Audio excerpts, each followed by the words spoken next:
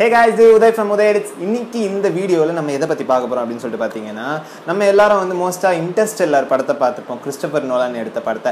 So அந்த படத்துல ஒரு கான்செப்ட் என்னன்னா வந்து ஹீரோ கூப்பர் அண்ட் அவரோட டீம் எல்லாரும் சேர்ந்து வந்து ஒரு 3 பேரா சேர்ந்து ஒரு குழுவா ஒரு பிளானெட்டுக்கு போவாங்க. மில்லர் பிளானெட் அப்படினு சொல்லிட்டு. அந்த பிளானெட் போறதுக்கு முன்னாடி வந்து ஒரு வார்னிங் மாதிரி வந்து கொடுத்திருப்பாங்க.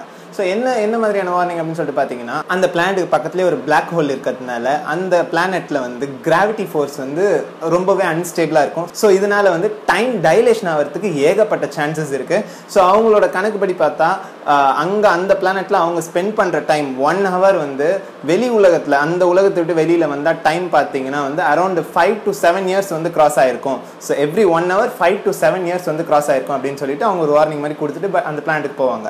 போன அந்த பிளானெட்ல வந்து ஒரு சின்ன ப்ராப்ளம் ஆனதுனால ஒரு 4 to 4.5 hours அங்கே இருக்கிற மாதிரி வந்து ஒரு சுச்சுவேஷன் வந்துடும். அந்த பிளானெட்டை விட்டு அவங்க வெளியில் வரும்போது பார்த்தா அரௌண்ட் ஒரு 23 years கிட்ட வந்து பாஸ் ஆகிட்டு இருக்கும். ஸோ இந்த மாதிரியான ஒரு விஷயம் வந்து நிஜமாவே வந்து பாசிபிளா, இது நமக்கும் இந்த மாதிரி நடக்குமா, நிஜத்தில் நடக்குமா அப்படின்னு சொல்லி கேட்டிங்கன்னா yes, it is possible. So இது எதனாலன்னு வந்து நான் ஃபுல் சயின்டிஃபிக்காக எதை பற்றியும் சொல்ல போகிறது இல்லை. பட் நம்மளோட புராணங்களில் இந்த மாதிரியான ஒரு விஷயம் வந்து எழுதியிருக்கு. ஸோ அந்த ஸ்டோரி என்னன்றதை நான் உங்களுக்கு சொல்கிறேன். ஸோ இந்த மாதிரியான ஒரு விஷயம் வந்து கிறிஸ்டோபர் நோலன் நமக்கு சொல்லி புரிய வைக்கிறதுக்கு முன்னாடியே வந்து நம்மளோட புராணங்களில் இது வந்து ஒரு கதையாகவே வந்து சொல்லியிருக்காங்க. காக்குட்மி அப்படின்னு சொல்லிட்டு ஒருத்தரோட மகளோட வாழ்க்கையில் வந்து நடக்குது. ஸோ இந்த காக்குட்மி யார் அப்படின்னு பார்த்தீங்கன்னா குசஸ்தலி அப்படின்ற ஒரு இடத்தோட ராஜா இவர். ஸோ குசஸ்தலி எந்த மாதிரி இடம் அப்படின்னு சொல்லிட்டு பார்த்தீங்கன்னா இப்போ மாடர்ன் டே குஜராத் அப்படின்ற இடம் தான் வந்து ஒரு காலத்தில் குசஸ்தலியா இருந்திருக்கு. ஸோ அவங்களோட லைஃப்ல அப்படி என்ன நடந்ததுன்னு சொல்லிட்டு நம்ம இப்போ பார்ப்போம். இந்த ராஜா காக்குட்மி வந்து அவரோட மகள் ரேவதிக்கு வந்து ஒரு ஸ்ட்ராங்கான ஒரு போல்டான ஒரு நல்ல கேரக்டர் இருக்க பையனை பார்த்து கல்யாணம் பண்ணி வைக்கணும் அப்படின்னு சொல்லிட்டு நினைக்கிறாரு. ஸோ அதுக்கு வந்து ஒரு கேண்டிடேட் லிஸ்ட்டை ப்ரிப்பேர் பண்ணுறாரு. ஒரு 20 to 50 பேர் இருப்பாங்கன்னு வச்சுக்கோங்களேன். அந்த கேண்டிடேட் லிஸ்ட்டில் ஒரு சிறந்த ஒரு ஆளை தேர்ந்தெடுக்கணும் அப்படின்றதுக்காக சரி நம்மளால இது தேர்ந்தெடுக்க முடியாது, நம்மளை படைச்ச கடவுளை வந்து தேர்ந்தெடுக்கலாம் அப்படின்னு சொல்லிட்டு முடிவு பண்ணுறாரு. நம்மளை படைச்ச கடவுளான பிரம்மரை வந்து மீட் பண்ணுறதுக்கு பிரம்மலோகத்துக்கு போகிறாரு. ஸோ பிரம்மலோகத்துக்கு போனோடனே அங்கே பிரம்மர் வந்து ஆடல் பாடல் நிகழ்ச்சியை பார்த்துட்டு சந்தோஷமா உட்காந்துட்டு இருக்காரு. சரி இந்த நேரத்தில் இவரை வந்து நம்ம டிஸ்டர்ப் பண்ண வேணாமே அப்படின்னு சொல்லிட்டு நினைச்சிட்டு இவர் பொண்ணு வந்து வெயிட் பண்ணிக்கிட்டு இருக்காங்க. அந்த ஆடல் பாடல் நிகழ்ச்சி கொஞ்ச நேரம் கழிச்சு முடிஞ்சிட்டு இங்கே வந்துட்டு இவங்களை வந்து மீட் பண்றாரு பிரம்மரை. வந்தோடனே சொல்லுங்க என்ன விஷயம் காக்குட்மி அப்படின்னோடனே இவரும் இந்த மாதிரி நான் வந்து என் பொண்ணுக்கு பையன் பார்த்துருக்கேன், அதுக்கு இதுதான் வந்து கேண்டிடேட் லிஸ்ட்டு, இதில் யார் சூட்டபிளாக இருப்பான்னு நீங்களே பார்த்து சொல்லுங்க அப்படின்னோடனே ஒரு நிமிஷம் வெயிட் பண்ணுங்க, நீங்கள் வந்து எவ்வளோ நேரம் ஆச்சுங்க அப்படின்னு சொல்லிட்டு கேட்குறாரு. இந்த நிகழ்ச்சி ஆரம்பிக்கும் போது நாங்கள் வந்தோம், ஸோ நிகழ்ச்சி முடிகிற வரைக்கும் வெயிட் பண்ணிகிட்டு இருந்தோம் அப்படின்னோடனே பிரம்மர் வந்து உழுந்து சிரிக்கிறாரு. காக்குட்மிக்கும் ரேவதிக்கும் என்ன எதுக்காக இப்படி சிரிக்கிறாருன்னு புரியவே இல்லை. எதனால இப்படி சிரிக்கிறீங்க அப்படின்னு சொல்லிட்டு கேட்டோன்னே பிரம்மர் சொல்றாரு, இங்க பாருங்க காக்குட்மி, இப்போ நான் சொல்ல போறது கொஞ்சம் கஷ்டமான விஷயம் தான், பட் நீங்க இதை ஏத்துக்கிட்டு தான் ஆகணும். நீங்க 2 பேரும் எல்லா கிரகத்திலையும் வந்து டைம் வந்து ஒரே மாதிரி போகாது.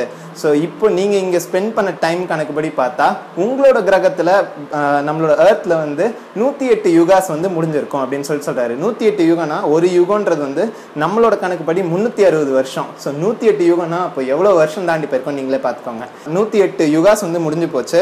ஸோ நீங்கள் எடுத்துகிட்டு வந்த இந்த லிஸ்ட்டில் இருக்கிற எல்லாருமே வந்து எப்போ செத்து போயிட்டு இருப்பாங்க.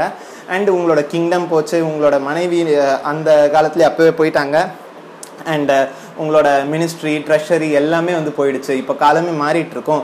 ஸோ இப்போ நீங்கள் வந்து எதுவுமே பண்ண முடியாது அப்படின்னு சொல்லிட்டு என்னதான் பண்ண போறீங்க தெரியல அப்படின்னு சொல்லி கேட்டோன்னே காக்குட்மியும் ரேவதியும் வந்து ரொம்ப மனசு உடைஞ்சு போய் நிற்கிறாங்க. ஸோ அப்போ வந்துட்டு நம்ம பிரம்மர் வந்து என்ன சொல்றாருன்னா, கவலைப்படாதீங்க, இப்போ வந்து துவாரக யுகம் நடந்துகிட்டு இருக்கு. ஸோ விஷ்ணு வந்துட்டு நம்மளோட உலகத்தில் பலராமராகவும் கிருஷ்ணராகவும் அவதரிச்சிருக்காரு. இப்போ நீங்கள் உங்கள் பொண்ணை கூட்டிகிட்டு போனீங்கன்னா நீங்கள் பலராமனை வந்து கட்டி வைக்கலாம் அப்படின்னு சொல்லிட்டு அவர் சொல்றாரு. ஸோ பிரம்மர் வந்துட்டு சீக்கிரம் திருப்பி கீழே போங்க, இல்லைன்னா வந்து கலியுகம் ஆரம்பிச்சிடும். ஸோ நீங்கள் இப்போவே போனீங்கன்னா உங்களோட பொண்ணுக்கு வந்து பலராமனை வந்து கல்யாணம் பண்ணி கொடுக்கலாம் அப்படின்னு சொன்ன உடனே இதை கேட்ட நம்ம காக்குட்மி ராஜா வந்து அவசர அவசரமா ஒரு பொண்ணை கூட்டிக்கிட்டு நம்மளோட எர்த்க்கு வராரு.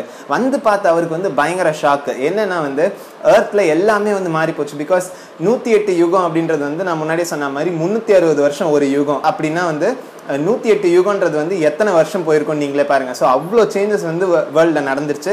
அண்ட் மக்களும் வந்து அந்த அவங்க டைமில் அந்த ரேவதி டைமில் இருந்த மக்களோட ஹைட் எல்லாம் பார்த்தீங்கன்னா வந்து ரொம்பவே எல்லாருமே டாலாக இருந்திருக்காங்க. பட் இப்போ இருக்கிறது வந்து எல்லாரும் கொஞ்சம் ஷார்ட் ஆகிட்டு இருக்காங்க. ஸோ இந்த இடத்துல வந்தவொடனே இதெல்லாம் பார்த்து இவரோட டைனாஸ்டி எல்லாமே காலியானதை பார்த்து இவருக்கு வந்து மனசு ரொம்ப கஷ்டமாயிடுச்சு. இருந்தாலும் அந்த இடத்துல வந்து பலராமனை வந்து அவர் மீட் பண்ணுறதுக்கு ஒரு சான்ஸ் கிடச்சிருக்கு. ஸோ அவர்கிட்ட வந்து இந்த விஷயம் எல்லாத்தையும் சொன்னதுக்கப்புறம் அவரும் வந்து ரேவதியை அக்செப்ட் பண்ணிக்கிறாரு. ஸோ அப்படி தான் வந்து அவங்களோட கல்யாணம் நடந்தது.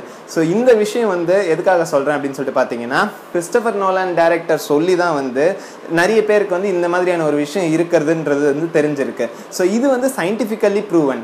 பட் இது வந்து நம்மளோட அந்த காலத்திலேயே வந்து புராணங்கள்லேயே வந்து சொல்லியிருக்காங்க அப்படின்றத சொல்கிறதுக்காக தான் வந்து இந்த வீடியோ நான் இப்போ போடுறேன். ஸோ இதே மாதிரி உங்களுக்கும் வந்து ஏதாவது வேறு கிரகத்துக்கு போயிட்டு இங்கே திருப்பி ரிட்டர்ன் வரும்போது பல வருஷம் போயிருக்கிறத பார்க்கணுன்னு ஆசை இருக்குதா, நீங்களும் வந்து ஒரு டைம் ட்ராவலராக ஆகணும்னு சொல்லிட்டு உங்களுக்கு ஆசை இருந்ததுன்னா கீழே கமெண்ட் பண்ணுங்கள். அண்ட் என்னோட வீடியோஸை லைக் பண்ணுங்கள், ஷேர் பண்ணுங்கள். அண்ட் இந்த கண்டென்ட் உங்களுக்கு ரொம்ப பிடிச்சிருந்ததுன்னா என்னோட பேஜை சப்ஸ்கிரைப் பண்ணுங்கள். அண்ட் அடுத்த வீடியோவில் நான் எதை பற்றி பேசணும்னு நினைக்கிறீங்களோ நீங்கள் வந்து கீழே கமெண்ட்ஸில் போட்டிங்கன்னா அதை நான் பார்த்து அதை பற்றி ரிசர்ச் பண்ணிவிட்டு நான் உங்களுக்கு பேசுகிறேன். And this is Uday signing off from Uday edits. By.